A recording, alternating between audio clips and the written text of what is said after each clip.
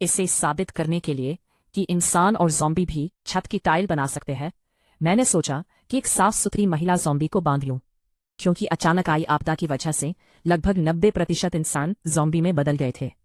लेकिन मेरी किस्मत से एक ऐसा लव स्टोरी सिस्टम एक्टिवेट हो गया जो पूरी तरह से अंतकाल से अलग था।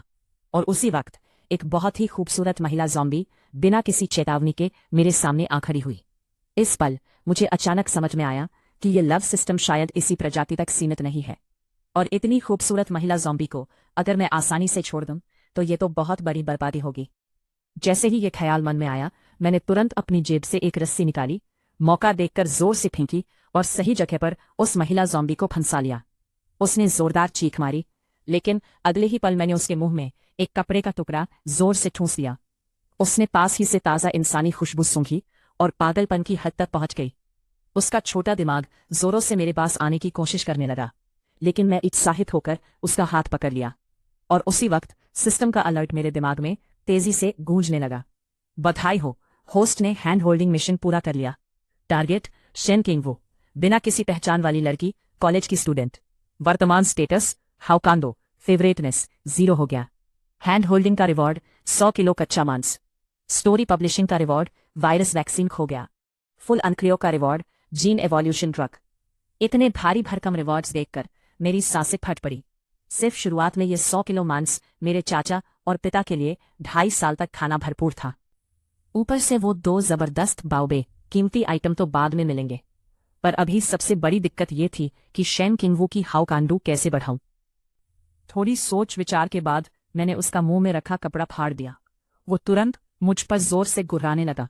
दांत ऐसे बज रहे थे जैसे कोई डरावनी आवाज हो। मैं चुपचाप सिस्टम से एक टुकड़ा कच्चा मांस निकालकर उसके मुंह में ठूस दिया। उसका गुर्राना तुरंत बंद हो गया और वो मांस को जोर जोर से नोचने लगा। ये नज़ारा देखकर मैं निराश होकर एक लंबी सांस ली। लग रहा था कि स्टोरी पब्लिशिंग का रिवॉर्ड फिलहाल तो मुमकिन नहीं। तभी पड़ोस के कमरे का दरवाज़ा अचानक खुला और एक लड़का लड़की बाहर निकले। उस लड़की ने कहा, भाई साहब, मेरे पति और मैं 2 दिन से कुछ खाए नहीं हैं। तुम्हारा खाना इतना है कि ज़ॉम्बी को भी खिलाया जा सकता है। क्या थोड़ा हमें भी दे दोगे? ये दोनों हाल ही में शादीशुदा कपल थे। लड़के का नाम था शेन लियांग और लड़की का नाम था लिन वानसी। ये दोनों ज्यादातर बाहर से खाना मंगवाकर रहते थे। घर में कोई राशन नहीं था। पिछली जिंदगी में मैं उनकी मीठी मीठी बातें मानकर बेवकूफ बन गया था और खाना उन्हें दे दिया था। मुझे लगा था कि वे मेरी कद्र करेंगे, लेकिन वे मेरी गैर मौजूदगी में मेरे कमरे को पूरी तरह लूट गए और बाहर से दरवाज़ा अंदर से बंद कर दिया था। मैंने जितना भी चिल्लाया, उन्होंने दरवाज़ा नहीं खोला। ऐसे लोग जो अनजान चाउबाओ अच्छाई का बदला बुरा करते हैं, मैं फिर कभी उन्हें खाना कैसे दूं? लेकिन सामने जो लड़की लिन वानसी थी, वैसे तो इस ख्याल का फायदा उठाया जा सकता था। जैसे ही सिस्टम इंटरफेस मेरी आंखों के सामने आ गया। नाम लिन वानसी, पहचान शादीशुदा महिला, पसंदगी 0, हाथ पकड़ने का इनाम 100 किलो ताज़ा फल सब्जियां, लेख लिखने का इनाम 120 वर्ग मीटर का फर्निश्ड फ्लैट, पूरी कांक्रीट क्लियर करने का इनाम 1000 वर्ग मीटर का शानदार विला। ये इनाम देखकर मेरे होठों पर हंसी आ गई। ये 100 किलो फल सब्जियां हैं। भले ही मुझे खाने की कमी नहीं है, लेकिन मोक्ष कक्ष में पोषण संतुलन सबसे जरूरी है। दोनों ने मेरी हंसी देखकर सोच लिया कि मैंने उनकी मांग मान ली है। वो शेन लियांग सीधे शेर की तरह दहाड़ते हुए बोले, पहले हमें 10 किलो सुअर का मांस दो, फिर 3 बाल्टी शुद्ध पानी। मैं उनकी बात सुनकर हंसते हंसते पागल हो जाती। मैंने कब तुम्हें माना दिया? मेरा खाना चाहे कितना भी ज्यादा हो, कुत्ते को खिलाने के लिए भी दूं, तुम्हें नहीं दूंगी, तुम लोगों को। ये कहकर मैंने उन्हें छोड़ दिया और शेन किंगवू को लेकर वापस कमरे में चली गई। शेन लियांग गुस्से में दांत पीस रहा था और मुझे घूर रहा था। हाथ उठाने की कोशिश तो कर रहा था, लेकिन मेरे बगल में खड़े ज़ॉम्बी से डर रहा था। कमरे वापस आकर मैंने शेन किंगवू को बांधा और सिस्टम पैनल खोल दिया, तो मुझे बड़ा हैरानी हुई कि शेन किंगवू की पसंदगी 5 पॉइंट बढ़ गई थी। मैं अचानक अपनी पिछली जिंदगी की यादों में डूब गई, जब अंत समय में बुद्धिमान विकसित ज़ॉम्बी पैदा हुए थे। क्या शेन किंगवू भी साफ कर सकता है? और सिर्फ थोड़ी सी मांस की पसंद बढ़ाने के लिए 5 पॉइंट्स बढ़ा दिए। ये तो आम औरतों को पटाने से कहीं आसान है। ये सोचकर मैंने फिर से कुछ कच्चा मांस निकाला और उसे खिलाया। सफलतापूर्वक उसकी पसंद 10 पॉइंट्स तक बढ़ गई। मैं तो एक ही बार में और खिलाने वाला था, लेकिन उसकी गोल मटोल छोटी पेटी को देखकर सोचा, यही रोकता हूं। फिर मैंने कपड़ा फिर से उसके मुंह में ठूंस दिया और अपने अगले प्लान पर काम करने लगा। ज़ॉम्बी हमला 1 महीने के बाद होगा, उसके बाद बहुत ठंड पड़ेगी। मेरे पास तैयारी के लिए बस 20 दिन से थोड़ा ज्यादा बचा है। सबसे पहले सामान का इंतजाम करना है। खाना पीना तो बचने के लिए सबसे जरूरी है, फिर कपड़े और दवाइयाँ जो कि थोड़ी आसानी से मिल जाएंगी। लेकिन सबसे बड़ी बात है सुरक्षित जगह। वो जगह इतनी मजबूत होनी चाहिए कि सर्दी में भी अंदर का तापमान ठीक रहे। ऐसा कोई मकान मिलना शहर में नामुमकिन है। मुझे पता है कि पूरे बिनहाई शहर में ऐसी कोई जगह नहीं है। तभी मेरे दिमाग में एक आइडिया आया, लिन वांसी के पुरस्कार के बारे में। मैंने सिस्टम को मन ही मन बुलाया। सिस्टम, जो मकान का इनाम मिला है वो पहले से बना हुआ है या कहीं से बनाकर आता है? सिस्टम ने जवाब दिया, सभी पुरस्कार मकान कहीं से बनाकर आते हैं। होस्ट खुद किसी भी जगह निर्माण का निर्देश दे सकता है। मैंने पूछा, अगर मुझे मकान में खास चीजें चाहिए, जैसे टाइटेनियम से बनाना, सीक्रेट निकास, गोदाम, मेडिकल और कम्युनिकेशन उपकरण? सिस्टम कुछ सेकंड के लिए चुप रहा और बोला, मकान की डिजाइन होस्ट को देना होगी। मेडिकल और कम्युनिकेशन उपकरण अलग से होस्ट को ही लगाना होगा। ये सुनकर मैं बहुत खुश हुआ। मतलब मेरा टाइटेनियम का सुरक्षित मकान बनने की उम्मीद है। तभी बाहर दरवाजे पर दस्तक हुई। लिन वांसी अकेले खड़ी थी। काफी देर तक कोई दरवाजा खोलने नहीं आया तो उसका दिल बेचैन हो गया। काला काला गलियारा दोनों तरफ। कौन जाने अचानक ज़ॉम्बी निकल आई या नहीं। ठीक उसी वक्त जब वो लगभग हार मानने वाला था, दरवाजा आखिरकार खुल गया। लिन वांसी के चेहरे पर खुशी झलकने लगी। मैंने देखा कि मेरे हाथ में जो चाकू था उसे देखकर उसका दिल करकर आने लगा। मैंने जल्दी से समझाया, गलत मत समझो, मेरे पास कोई हथियार नहीं है। मैंने आंखें तरेरते हुए उसको ऊपर से नीचे तक नापा। लिन वांसी को भी पता चल गया कि मैं उसे जांच रहा हूं। पहले होता तो शायद वो मुझे एक थप्पड़ मार देता, लेकिन अब जब उसे मेरी मदद चाहिए थी तो उसने मजबूरन एक मुस्कान बनाई। मुझे तुमसे थोड़ा खाना उधार लेना है। मैंने तिरछी नजर से उसे देखा और कहा, नहीं दूंगा। कोई बात नहीं, वो तुम्हें नुकसान नहीं पहुंचाएगा, बस मुझे थोड़ा खाना उधार दे दो। मैं बिल्कुल भी नहीं मान रहा था। अगर कुछ नहीं दोगे तो मैं दरवाजा बंद कर दूंगा। लिन वांसी ने मेरी बात सुनी लेकिन बिल्कुल भी हिली नहीं। तुम्हें डर नहीं लगता बाहर अचानक कोई ज़ॉम्बी आ जाए? मेरी बात पूरी होते ही दूर से ज़ॉम्बी की डरावनी चीख सुनाई दी। लिन वांसी का नाक सफेद हो गया। वो हिम्मत जुटाकर अंदर आ गई। जैसे ही मैं दरवाजा बंद कर रहा था, ठीक उसी समय सामने वाले घर के शैन लियान की नजर मुझसे मिली। उसने देख लिया तो तुरंत सिर झुका लिया। मैं हंस पड़ा और दरवाजा बंद कर दिया। सच में ये लोग जन्मजात ही डरपोक हैं। कमरे में शैन किंगवू को देखकर लिन वांसी अचानक बेकाबू हो गई। पीछे हटते हुए चिल्लाई और दूरी बना ली। तुमने ज़ॉम्बी को घर में ही क्यों पाल रखा है? क्या तुम्हें डर नहीं लगता? मैंने बेपरवाही से कहा। डरने वाली क्या बात है, आखिर ज़ॉम्बी ही तो है। ये सुनकर वो अनजाने में मेरा तुलना शेन लियांग से करने लगी और सोचने लगी कि काश उसके पति में मेरा आधा भी हिम्मत होती तो उसे यहां आकर ये सब झेलना नहीं पड़ता। ये सोचकर लिन वांसी ने एक लंबी सांस ली और बोली, तो बता, तुम मुझसे आखिर क्या करने को कहते हो कि मैं तुम्हें खाना दूं? कुछ मिनट बाद वो वापस बैठक में आया और गुस्से में मुझ पर चिल्लाया, तुम जो चाहती हो मैंने सब कर दिया है, खाना भी। मैं धीरे धीरे फ्रिज खोला और जानबूझकर उसे दिखाया कि अंदर ताज़ा मांस से भरा पड़ा है। उसी पल मेरे दिमाग में एक ख्याल आया कि क्या उसे बेहोश कर दूं, लेकिन आखिरकार समझदारी ने जीत हासिल की। वास्तव में मैं उसके हर मूव पर नजर रख रही थी। मैंने आखिरकार मारा पीटा नहीं, जो कि मुझे थोड़ा अफसोस हुआ। काश मैं खुद की रक्षा कर पाती। मैंने लगभग 1 किलो सुअर का मांस निकाला और उसे उसके सामने फेंक दिया। उसका चेहरा खराब हो गया और उसने जमीन पर पड़े मांस को घूरा। इतना ही देना है? इतना ही काफी है। मैं तो आधा किलो देने वाली थी। मुझे पता था इस 1 किलो मांस की कीमत इस अकाल के समय कितनी है। मुझे याद था जब शैन लियांग ने मुझसे शादी की थी, उसने दहेज में 38 लाख दिए थे और मकान के कागजों पर मेरा नाम लिखा था। मैंने गहरी सांस ली और आखिरकार जमीन पर पड़ा मांस उठाकर चेहरे पर सख्त भाव लिए बाहर निकल गई। मेरी ऐसी हालत देखकर वो गुस्सा नहीं हुआ, बल्कि अंदर से सोचने लगा, मैं जितनी ज्यादा परेशान होती, मेरी बदला लेने की भावना उतनी ही तेज होती। फिर मैंने खुशी खुशी सिस्टम पैनल खोला। मकान और फल के पेड़ दोनों पर संग्रहित का स्टेटस दिख रहा था। हालांकि 100 वर्ग मीटर का मकान थोड़ा छोटा था, लेकिन मैं इसे बढ़ाने का रास्ता निकाल लूंगी।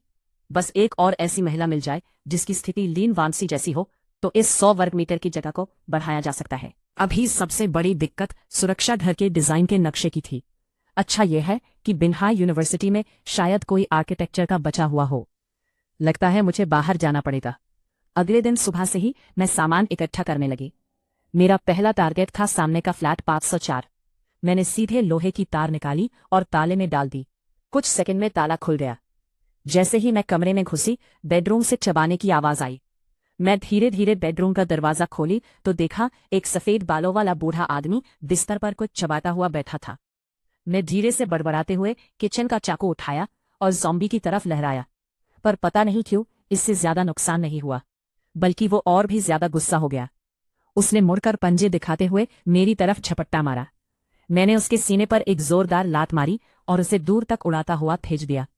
फिर मैं ऊपर चढ़ा और कुछ और वार किए जब तक वो पूरी तरह से बेहोश न हो गया। जब उसने होश पाया तो मैंने देखा कि मेरा चाकू 2 जगह से कट चुका था। आखिरकार ये तो सिर्फ एक किचन का चाकू है, मांस काटने के लिए ठीक है, लेकिन ज़ॉम्बी की हड्डियां काटना थोड़ा मुश्किल हो जाता है। लगता है अब किसी और बेहतर हथियार की तलाश करनी पड़ेगी। दोपहर के करीब मैंने 5वीं मंजिल के 6 कमरों को पूरी तरह साफ कर लिया और कुल मिलाकर 3 ज़ॉम्बी मार दिए। फिर मुझे एक बॉक्स मिला। हालांकि काफी कुछ मिला, लेकिन ये तेज चाकू पूरी तरह से टूट गया। अच्छा हुआ कि एक बेसबॉल बैट मिल गई, जिससे 2 बार मारने पर हाथ में ठीक ठाक लगा। दूसरी तरफ लिन वानसी और शन लियांग ने बिल्ली के छेद से मेरी ज़ॉम्बी मारने की पूरी घटना देखी। मेरा पागलपन देखकर वे दोनों चुपचाप आनी निकल गए और खुद को शुक्रिया अदा किया कि उन्होंने पहले कोई गड़बड़ नहीं की, वरना अब तक उनकी तो छुट्टी हो चुकी होती। जब तक उन्होंने पड़ोस से दरवाजा बंद होने की आवाज सुनी, तभी जाकर वे बाहर निकलने की हिम्मत जुटाए। वे अपने अपने कमरे में जाकर बारीकी से खोजने लगे। उम्मीद थी कि मैं जो छोड़ गया हूं वो मिल जाएगा, लेकिन अफसोस मैंने सब कुछ इतना साफ सुथरा रखा था कि उन्हें कुछ भी नहीं मिला। दोनों के हाथ खाली थे। यार, वो कमीना तो जैसे टिड्डी दल का अवतार हो, कुछ भी खाने लायक छोड़ता ही नहीं। मुझे लगता है कि जो कुछ मिला वो एक टुकड़ा बीफ स्टेक जैसा था, बस ऊपर से। शेन लियांग ने अपनी आंखें घुमाई और कहा, जानो, क्या तुम फिर से उससे कुछ खाने के लिए मांगने चले जाओगी? लिन वानसी का चेहरा नाखुशी से भर गया। हमने कल ही खा लिया था, अभी भूख भी नहीं लगी है। क्यों ना अभी ना जाए? अभी तो भूख नहीं लगी, लेकिन देर सवेर लगेगी। क्या तुम्हें तब तक इंतजार करना है जब तक वो सारी खाने की चीजें ज़ॉम्बी को खिला दे? कभी जाओगी? शेन लियांग ने उसे हिचकिचाते देखते हुए तुरंत उसके हाथ पकड़ लिए। जानू, मैं तुम्हारे साथ जिंदा रहना चाहता हूं। हम जरूर बचाव टीम का इंतजार कर पाएंगे। पति की इस दिल से विनती भरी नजरों को देखकर लिन वानसी ने दांत पीसते हुए कहा, ठीक है, मैं जाती हूं। लिन वानसी जैसे ही कमरे में आई तो एक लुभावनी खुशबू ने उसका ध्यान खींच लिया। तभी मैं रसोई में आया और जल्दी से एक इलेक्ट्रिक राइस कुकर लेकर बाहर निकला, जिसमें भरपूर मात्रा में आलू की स्टू थी। मैंने एक बोतल मॉल्ट जूस भी खोली और आराम से सोफे पर बैठकर खाना शुरू कर दिया। लिन वानसी उस खुशबू को देखकर पानी पीते हुए खुद को रोक नहीं पाई, लेकिन जब मैंने कुछ नहीं कहा तो वो खाली हाथ ही खड़ी रही। मैंने 2 बाइट ली और फिर अचानक उसे याद करते हुए कहा, लगता है तुम्हें लगभग भूल ही गया था। इतना कहकर मैं उठकर एक प्लेट लिया और उसमें से थोड़ा मांस निकालकर दे दिया। लिन वानसी समझ गई कि ये उसके लिए है और खुशी खुशी हाथ बढ़ाने लगी, लेकिन मैं उसे अनदेखा करते हुए सीधे सोफे की तरफ बढ़ा और शैन किंग की मुंह में लगी कपड़े की पौंछ हटा दी। वो तुरंत अपना सिर प्लेट में गड़ाए हुए जोर जोर से खाना खाने लगी। दूसरी तरफ लिन वानसी का चेहरा शर्मिंदगी से लाल हो गया। उसने खांसी की आवाज निकालकर बात बदल दी, तुमने आज 5वीं मंजिल भी साफ कर दी? हाँ, मैं जाने वाला हूं। जाने से पहले थोड़ी और सामग्री इकट्ठा कर लेता हूं। बड़ी आंखें खोलकर बोली, क्या तुम जा रहे हो? बाहर तो ज़ॉम्बी ही ज़ॉम्बी है, तुम कहाँ जा पाओगे? मैं मुस्कुराया, कुछ कहा नहीं। कैसे मन नहीं करेगा मुझे जाने देना? लिन वानसी ने गुस्से से कहा, कौन कहता है कि मैं तुम्हें जाने दूंगी? मैं तो चाहती हूं कि तुम वहीं बाहर मर जाओ। पर उसके आंखों में थोड़ी चिंता भी छुपी थी। अगर मैं सारा खाना लेकर चली गई तो तुम और शेन लियांग दो भूखे मर जाओगे। बताओ, तुम मुझे क्यों खोजने आए? मैं तुम्हारे साथ खाना बदलना चाहता हूं। मैं हंस पड़ा। मुझे पहले से ही पता था कि लिन वानसी फिर आएगी, लेकिन उसने इतनी हिम्मत कर दी ये उम्मीद नहीं थी। 4 दिन बीत गए, मैंने पूरी बिल्डिंग उलट पुलट कर डाली। इन दिनों शेन किंग वो की भूख भी डराने वाली हो गई है। पहले आधा किलो मांस खाकर भी संतुष्ट हो जाता था, अब 2.5 किलो भी कम पड़ जाता है, लेकिन उसके पेट पर कहीं भी हड्डियां नहीं दिखती। अगर मेरी पसंद नापसंद वाली भावना बढ़ती ही जाए तो मैं सच में उसे और खाना नहीं देना चाहता, चाहे वह समझे या नहीं। मैंने खुद ही उसे धमकी देना शुरू कर दिया। तुम्हें 6 दिन से खिलाया जा रहा है, अगर फिर भी दिमाग खराब करने की कोशिश करोगे और मुझे काटोगे तो तुम्हें यहीं छोड़ दूंगा मरने के लिए। इतना कहकर मैंने उसके मुंह से कपड़ा हटा दिया। वह पहले की तरह चीखने की बजाय मुंह खोलकर मेरा इंतजार कर रहा था। अगर तुम मुझे काटोगे तो मैं तुम्हें खाना नहीं दूंगा, समझे? उसने कोई जवाब नहीं दिया तो मैंने सोचा कि वह मान गया है। मैं धीरे धीरे अपना हाथ शेन किंगवू की तरफ बढ़ाया, लेकिन उसने बिन पूछे मुंह खोलकर मुझे काटने की कोशिश की। मैंने जोर से चिल्लाया, ना। वह मेरी आवाज सुनकर थोड़ा हैरान हुआ और सिर घुमाकर मेरी तरफ देखने लगा। मैंने फिर से सावधानी से हाथ बढ़ाया, पर वह बार बार काटने की कोशिश करता रहा। हम 10 बार से ज्यादा ऐसे झगड़े। जब मैं हार मानने वाला था तो उसने आखिरकार काटना बंद किया और मेरी तरफ देखा, जैसे मेरी भावनाओं से ये समझने की कोशिश कर रहा हो कि ये चीज खाने लायक है या नहीं। मेरे दिल में अचानक खुशी की लहर दौड़ी। मैं उससे धीरे से मना कर दिया। शेन चिंगू शायद मेरी बात समझ गया। उसने सच में फिर से सिर नहीं हिलाया। मैं उत्साहित होकर फिर से एक टुकड़ा मांस निकालकर उसे दिया और सिर हिलाकर हाँ किया। इस बार उसने सीधे खाना शुरू कर दिया। फिर कई बार कोशिश करने पर भी उसने तब तक खाना शुरू नहीं किया जब तक मैं हाँ नहीं करता। ये जानने के लिए कि क्या वो तभी अपनी आक्रामकता पर काबू पा सकता है जब वो बंधा हो, मैंने एक और प्रयोग करने का फैसला किया। सबसे पहले मैंने उसके शरीर से रस्सी खोल दी और फिर एक प्लेट मांस चाय की मेज पर रख दी। शेन चिंगू डगमगाने लगा। अगर तुम सबको पार्ट 1 पसंद आया है तो कमेंट में पार्ट 2 लिखो।